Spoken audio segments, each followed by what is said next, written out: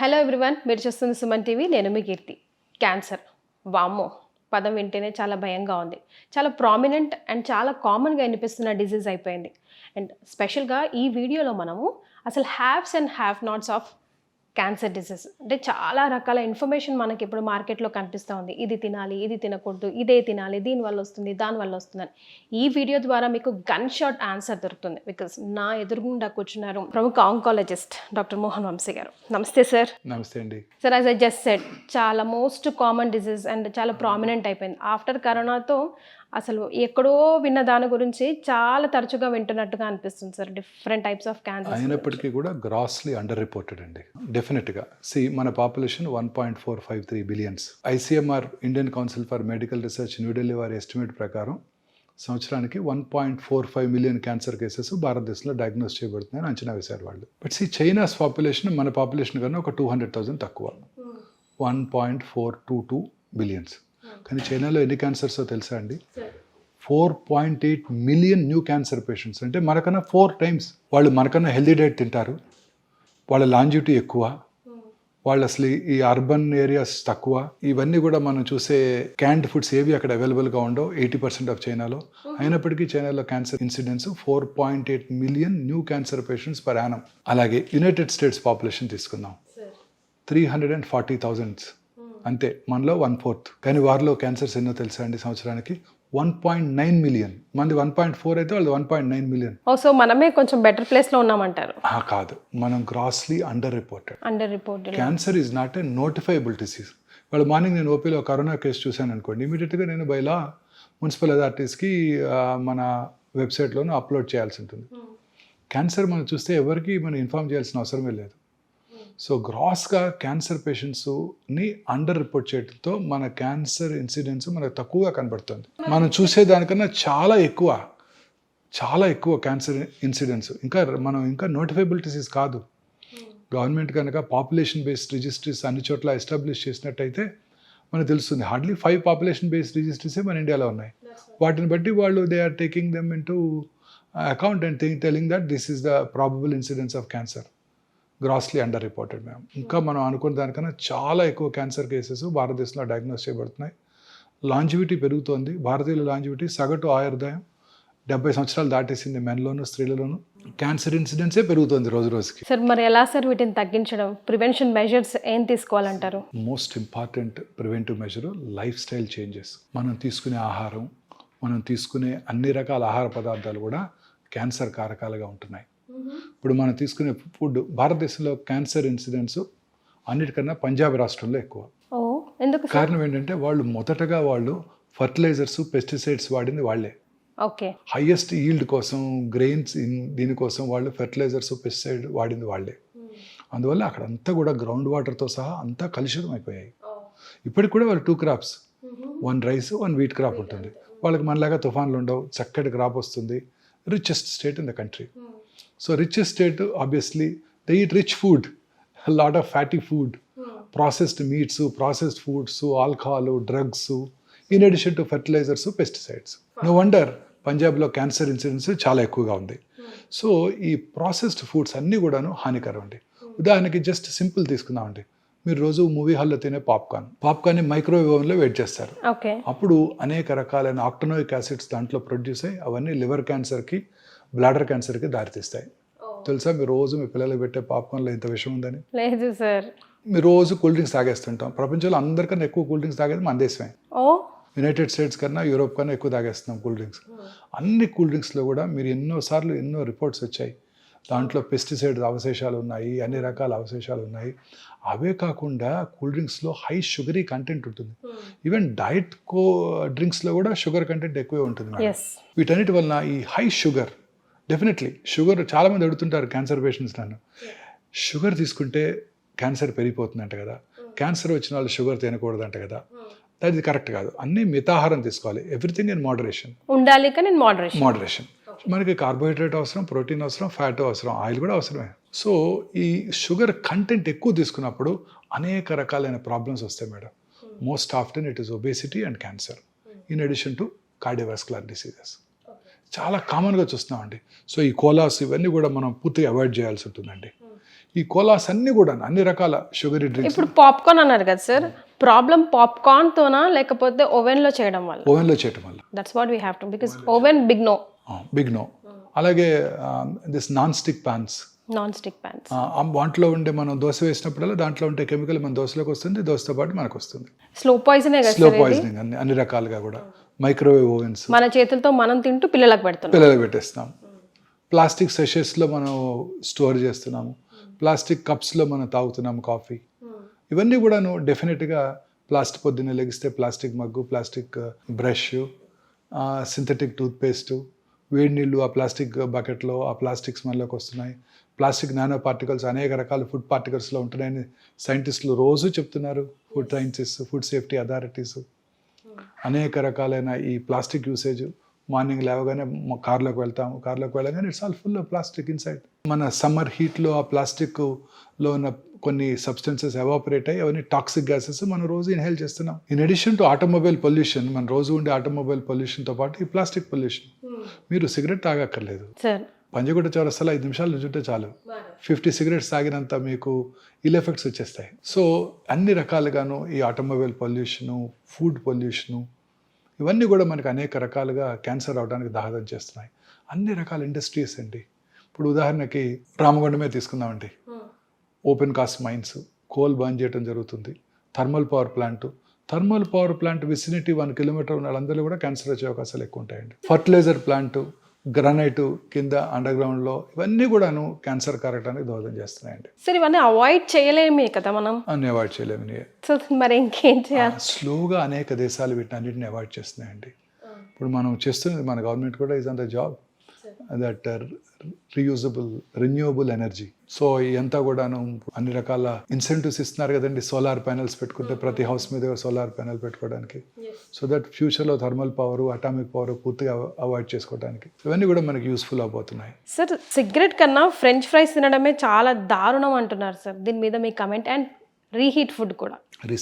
Yes, so reused oils, reheated foods, especially non vegetarian items, French fries, ఇవన్నీ కూడా dangerous అండి.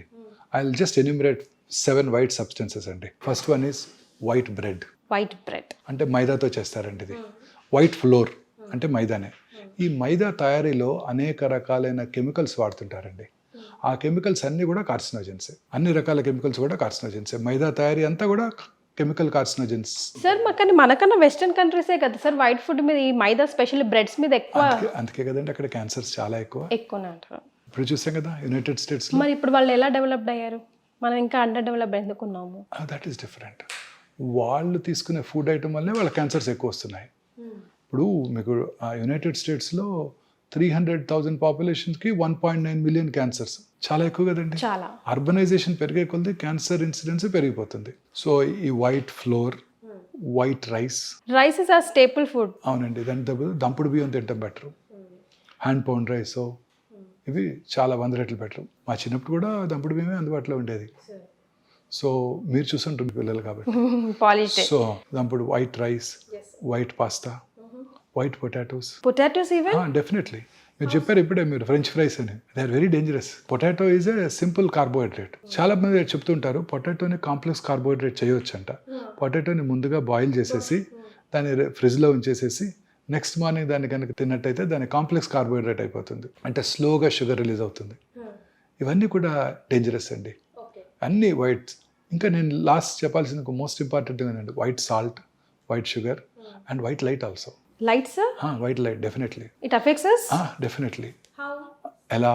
ఈ white లైట్లో పనిచేసే వాళ్ళందరూ కూడా, ఇప్పుడు మీరు రోజు గచ్చిబౌలి వస్తుంటే టాల్ టవర్స్ ఉంటాయి, ఆ టవర్స్ నిండా వైట్ లైట్ వెలుగుతూ ఉంటుంది. విమెన్ అండ్ మెన్ రాత్రంతా పనిచేస్తుంటారు ఈ బీపీఓ ఆఫీసెస్లో వాళ్ళ టైమింగ్స్కి. కరెక్ట్. సో వాళ్ళందరికీ కూడా క్యాన్సర్ వచ్చే అవకాశాలు చాలా చాలా ఎక్కువ. రాత్రిపూట మీరు ప్రశాంతంగా అర్లీగా భోజనం చేసేసి, మన పాత అలవాటు ప్రకారం సన్సెట్కి ముందే భోజనం చేసేసి చక్కగా 8కో 9కో పడుకొని నిద్రపోయి, బెడ్ లైట్ కూడా పెట్టుకోకుండా, లైట్ వేసుకోకుండా పొద్దున్న 5 గంటల లెగిస్తే మీ క్యాన్సర్ వచ్చే అవకాశాలు సగానికి సగం తగ్గిపోతాయి. అలా కనుక మీరు పడుకుంటే 1 o'clock 2 o'clock మెలటోనిన్ అనే హార్మోన్ ఉత్పత్తి అవుతుందండి.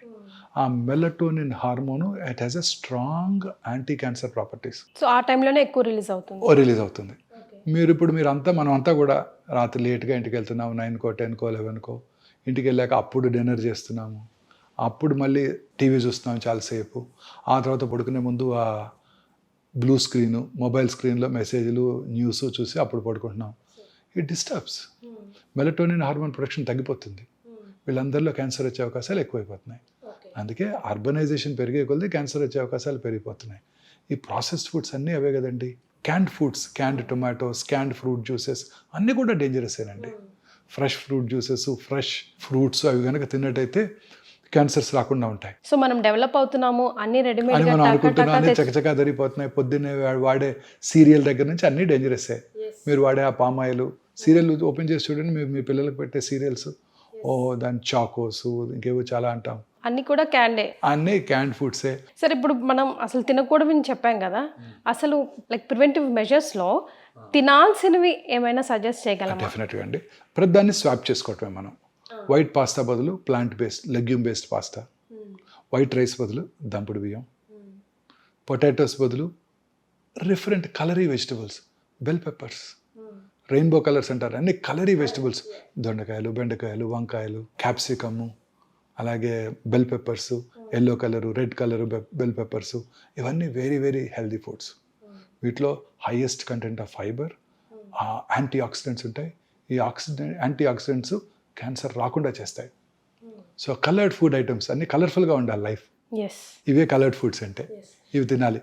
యానిమల్ ప్రోటీన్ బదులు plant protein, legumes, soya, rajma, chole, chana. మన Indian food is very rich food అండి. మన Indian food is very rich food. మనం తినే పెసరట్టు, మూంగ్ దాల్, గ్రీన్ గ్రామ్తో చేసే pesarattu, very rich food. White rice బదులు ఇడ్లీ, వైట్ రైస్ బదులు బ్రౌన్ రైస్తో చేసుకుందాం, లేదా పార్బాయిల్ రైస్తో చేసుకుందాం, లేదా ఓట్స్తో ఇడ్లీ చేసుకుందాం. సో ఈ వైట్ రైస్ని ఓట్స్తోనో కిన్వాతోనో బాజ్రా రోటీస్ తిందాం. మైదా రుమాలి రోటీ అండ్ మైదా బతూరా బదులు హోల్ గ్రెయిన్ వీట్తో చేసిన పూరీలు తినొచ్చు కావాలి అనుకుంటే. ఆయిల్స్ కూడా ఈ రిఫైన్డ్ ఆయిల్స్ బదులు natural cold pressed oils, canola oil, ఇవన్నీ కూడా ఎసెన్షియల్ ఫ్యాటీ యాసిడ్స్ ఎక్కువ ఉంటాయి వాటిలో, ఒమేగా-3 ఫ్యాటీ యాసిడ్స్.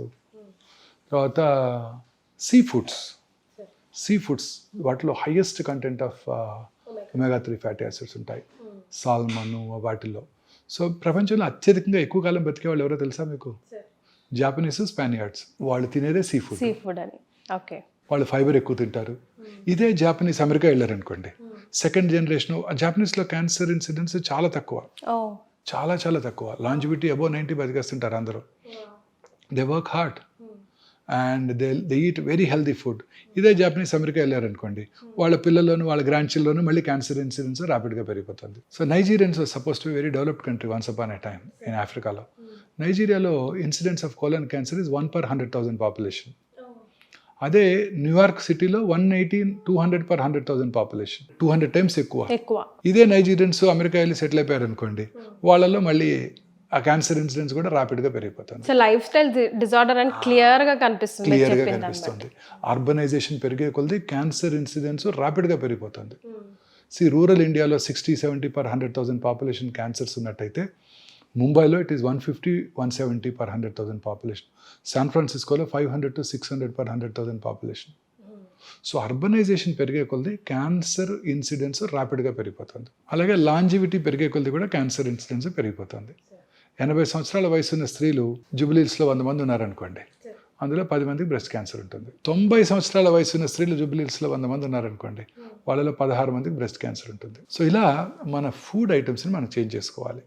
ఈ వైట్ రైస్ని బదులు ఇవి, వైట్ పాస్తా బదులు ప్లాంట్ బేస్డ్, మన ట్రెడిషనల్ ఫుడ్, మన గ్రాండ్ మదర్ తిన్న ఫుడ్ అన్నమాట. యానిమల్ ప్రోటీన్ బదులు వెజిటబుల్ ప్రోటీన్స్, వైట్ షుగర్ బదులు natural sugars, honey, stevia, jaggery ఇవి వాడుకోవచ్చు. అలాగే వైట్ సాల్ట్ బదులు lot of herbicides, lemon juice ఇవి వాడుకోవచ్చు వైట్ సాల్ట్ తగ్గించడం కోసం. సాల్ట్ కన్సంప్షన్ పూర్తిగా తగ్గిపోవాలండి. అన్ని రకాల జబ్బులకి ఈ వైట్ షుగర్, వైట్ సాల్టే కారణం, వైట్ రైస్తో పాటు. మన సౌత్ ఇండియాలో హైయెస్ట్ అనేది ఈ మూడే. మనం వైట్ ఫ్లోర్తో చేసే స్వీట్స్, మనం తినే స్వీట్స్ అన్నీ కూడా white flour, pastries, burgers, pizzas అన్నీ వైట్ ఫ్లోర్తో చేసేవే. పైగా మనం తినే ట్రెడిషనల్ స్వీట్స్ కూడా, ఎక్సెప్ట్ కొన్ని బేసిన్ లడ్డు అలాంటివి తప్ప మిగతా అన్ని కూడా వైట్ ఫ్లోర్తో చేసేవే, ఇంక్లూడింగ్ గులాబ్ జామున్ అన్నీ వైట్ ఫ్లోర్తో చేసేవే. ఇవన్నీ డేంజరస్ ఏనండి. సో ఫైబర్ కంటెంట్ ఎక్కువగా ఉండే ఫుడ్ తీసుకోవాలి మనం.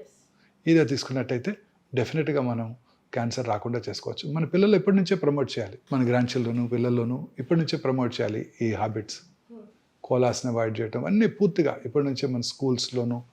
It should be an educational item. Cancer is go to an epidemic proportion now.